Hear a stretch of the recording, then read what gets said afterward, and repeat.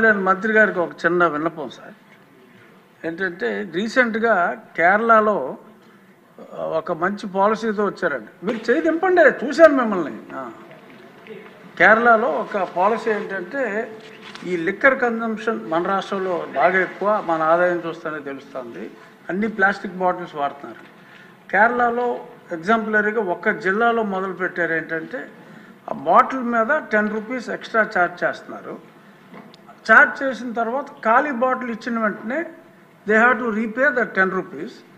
దాన్ని రీసైకిల్కి వాడటానికి టీటీలో ఉంది అనేది. ఈ బ్రాండీ బాటిల్స్ కూడా అప్లై చేయమని. బ్రాండీ బాటిల్స్కి ప్లాస్టిక్ కన్జంప్షన్ ఎక్కువగా ఉంది.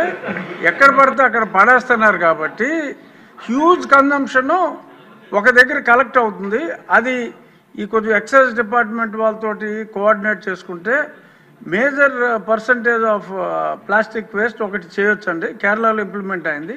ఇంకొకటి ఏంటంటే ఈ సింగిల్ యూజ్ ప్లాస్టిక్స్ ఈ నిషేధానికి మీరు మీలాంటి హీరోస్ తోటి అడ్వర్టైజ్మెంట్ చేయాలి అంటే కొన్ని కోట్లు అవుతుంది.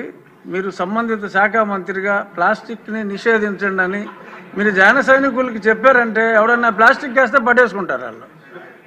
ఆ మధ్యన గోతులు ఎలా కప్పెట్టారో కొన్ని సంవత్సరాల క్రితం రోడ్లు మీరు బాగు చేయమని పిలిపించినప్పుడు ప్లాస్టిక్ని ఆపండి అని మీరు ఒక్క పిలుపు ఎలా ఇస్తే ఎలా అంతే, ఇంకా అది ఆగిపోతుంది. సో కాబట్టి సంబంధిత శాఖ మంత్రిగా మీరు ఆ స్టెప్స్ తీసుకుంటే డెఫినెట్గా ఈ ప్లాస్టిక్ భూతాన్ని అరికట్టాలంటే అది మీ వల్ల సాధ్యమయ్యే అవకాశం చాలా ఎక్కువగా ఉంది. కాబట్టి ప్లాస్టిక్